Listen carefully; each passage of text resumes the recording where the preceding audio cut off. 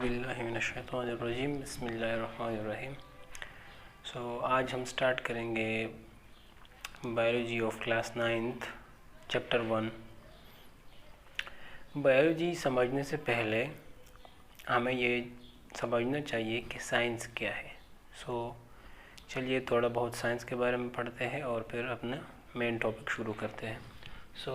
Science, what is science? Science is the study of universe through observation and experiments. It is the study of universe through observation and experiments. तो क्या होता है कि पहले scientist किसी चीज़ के बारे में ऑब्जर्वेशन करते हैं। साइंटिस्ट जो होते हैं वो एक चीज़ को ऑब्ज़र्व करते हैं कि ये कैसे बना है, किस तरह ये क्या काम कर रहा है, किस तरह सब कुछ हो रहा है, तो उसको ऑब्ज़र्व करता है। वो तो उस चीज़ पे डिपेंड करता है जिसकी वो स्टडी करता है कि ऑब्ज़र्वेशन कैसे होंगी जिसकी बेटर अंडरस्टैंडिंग हम इंशाअल्लाह ताला बायोलॉजी की सेकंड चैप्टर में करेंगे। वहाँ पे मुकम्मल साइंटिफिक मेथड कि किस तरह ऑब्ज़र्वेशन करेंगे, किस तरह एक्सपेरिमेंट्स करेंगे, उसके बारे में हम सेकंड चैप्टर में सीखेंगे। तो बस साइंस क्या है? Science is the study of universe through observation and experiments. फिर साइंटिस्ट जब ऑब्जर्वेशन करते हैं तो फिर देखते हैं कि हमने जो ऑब्ज़र्व किया था आया हम सही समझे कि नहीं समझे, उसके बारे में उस पे एक्सपेरिमेंट्स करते हैं। अगर एक्सपेरिमेंट और इसकी ऑब्जर्वेशन की रिज़ल्ट एक जैसे हो तो वो इसको सच मान लेते हैं, वरना नहीं। इसके बाद साइंस की बहुत सारी ब्रांचेस हैं, जैसे कि मैथ्स है, फिज़िक्स है, केमिस्ट्री है, बायोलॉजी है और भी बहुत सारी ब्रांचेस हैं। लेकिन मेनली हम जो है हमारा टॉपिक आज का वो बायोलॉजी है, तो हम बायोलॉजी की टॉपिक को शुरू करते हैं। तो बायोलॉजी साइंस का एक ब्रांच है। What is biology? Introduction to biology. The word biology, this ये जो लफ्ज़ है ये एक्चुअली दो ग्रीक वर्ड से बना है। ये दो ग्रीक वर्ड से बना है।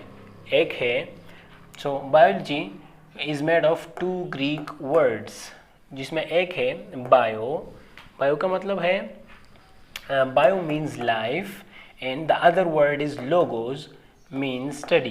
एक लफ्ज़ जो है वो बायो है जिसका मतलब होता है ज़िंदगी, और दूसरा लफ्ज़ जो है वो लोगोज है जिसका मतलब है पढ़ना। तो what is biology? Biology is actually the study of life, ज़िंदगी को पढ़ना। बायोलॉजी में हम जिंदा चीज़ों को पढ़ते हैं। तो आप बायोलॉजी की डिफिनीशन इस तरह भी कर सकते हैं कि biology is the study of life और biology is the study of living organisms. Okay, so that's the definition of biology. Now biology has been divided into three main branches. Biology को तीन मेन ब्रांचेस में divide किया गया है, जिसमें first है zoology, second है बॉटनी, थर्ड है माइक्रोबायोलॉजी।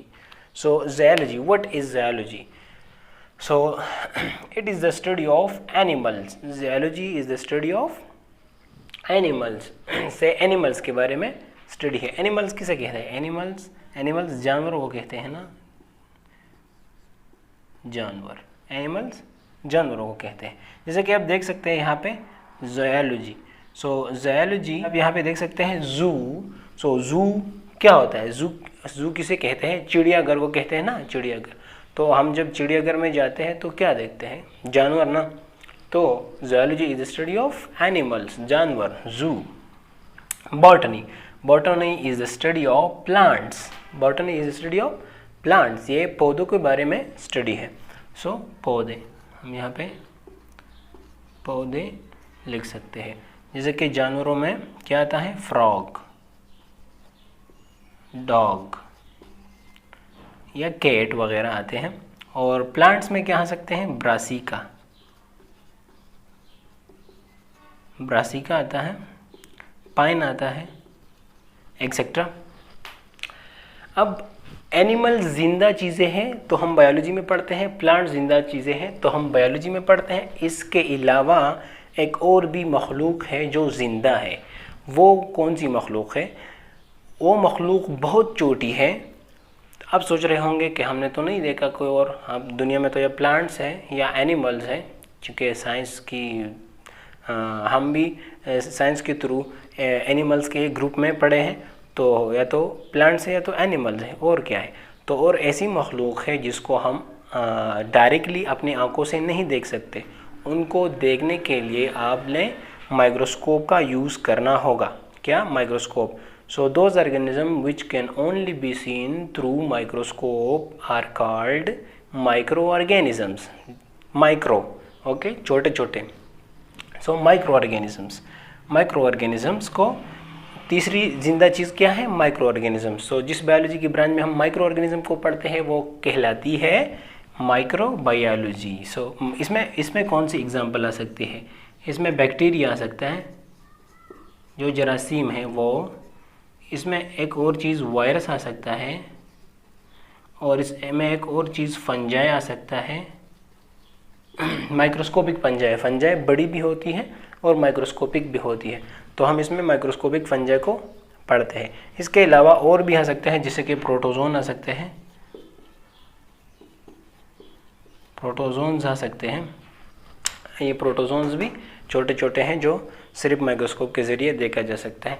अब बायोलॉजी का जो लफ्ज़ है ना, बायोलॉजी, सो ये फर्स्ट टाइम एक साइंटिस्ट ने यूज़ किया था। इस सब्जेक्ट को बायोलॉजी किसने कहा?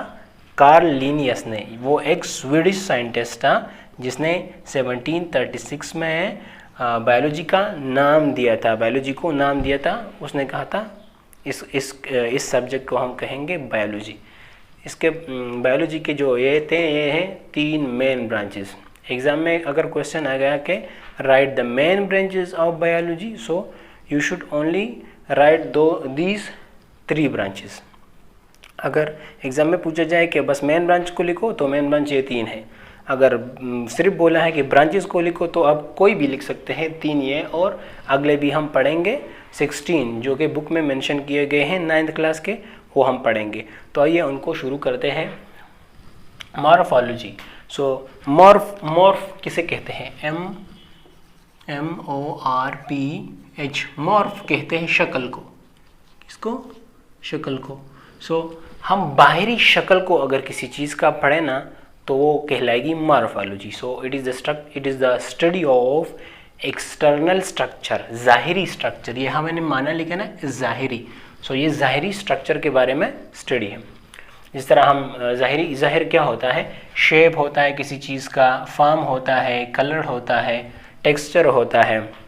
जैसे कि फॉर एग्जांपल एक बकरी है, तो हम इसका मॉर्फोलॉजी किस तरह स्टडी करते हैं कि बकरी है, उसका एक दुम है, 4 टांगों वाली जानवर है, उसके सर पे 2 सींग होते हैं, उसके कान होते हैं, किसी के छोटे कान होते हैं, किसी के बड़े कान होते हैं, वो हाइट में इतनी होती है, कोई इतनी, मतलब मुख्तलिफ़ किस्म की वैरायटी है।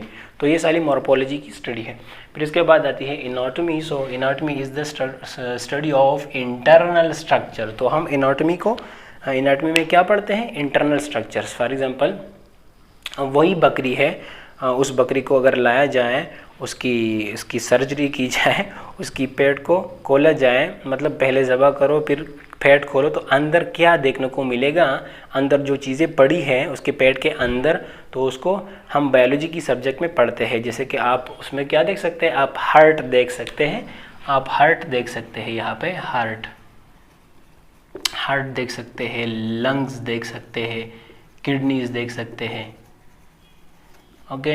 इसके अलावा इंटेस्टाइन देख सकते हैं, पेंक्रियाज देख सकते हैं, बहुत कुछ देख सकते हैं। तो जैसे कि एनाटॉमी ना, अंदरूनी। सो अन और एन दोनों एक जैसे, मैंने यहाँ पे माना लिखा है अंदरूनी। तो अंदरूनी स्ट्रक्चर्स को स्टडी करने के लिए हम एनाटॉमी में स्टडी करते हैं। इसके बाद आता है physiology. So physiology is the study of function. It is the study of function and activities of different organs. तो जो अंदर पड़े हुए आर्गन्स थे, उनकी क्या है, उनकी फंक्शन क्या है। फॉर एग्जांपल अगर हम उस बकरी का हार्ट उठाते हैं, दिल उठाते हैं, तो वो जो हार्ट है वो क्या काम करता है, और इस काम के दौरान इसमें क्या क्या चेंजेस आते हैं हार्ट में। जब बकरी ज़िंदा हो तो हार्ट क्या करता है? ब्लड को पंप करता है through out the body. So blood को पंप करना ये इसका काम है, पर इस काम के दौरान क्या होता है, क्या क्या एक्टिविटीज़ इस हार्ट के अंदर होती है, तो वो हम पढ़ते हैं फिजियोलॉजी में। जैसे कि हार्ट में पहले ब्लड आएगा, एक वॉल खोलेगा, दूसरा चैम्बर में जाएगा, फिर दूसरा चैम्बर स्क्वीज़ होगा, दूसरे चैम्बर तीसरे चैम्बर में जाएगा, तीसरे चैम्बर के वॉल खुलेगा, फिर चौथे में, फिर चौथा स्क्वीज़ होगा। तो बॉडी में इस तरह ही इसके फंक्शंस पढ़ते हैं। एंड फिर इसके बाद आता है histology. So histology is a study of tissue. Simple, it is a study of tissue. वो प्लांट की टिश्यू हो सकते हैं या एनिमल के टिश्यू हो सकते हैं। सो टिश्यू को जानने के लिए इंशाल्लाह ताला हम डिटेल से एक वीडियो बनाएंगे, जो आगे वाली वीडियो में आएंगे इंशाल्लाह सेलुलर ऑर्गेनाइजेशन में। पर अभी तक सिर्फ ये समझो कि histology is a study of tissue. Tissue क्या क्या हो सकते हैं, फॉर एग्जांपल ब्लड एक टिश्यू है, मसल्स दूसरा टिश्यू है, ब्रेन तीसरा टिश्यू है। इस तरह बहुत सारे टिश्यूज़ में हम में भी है, एनिमल्स में भी है, प्लांट्स में भी है। ओके, सो अभी इसके आगे ब्रांच पढ़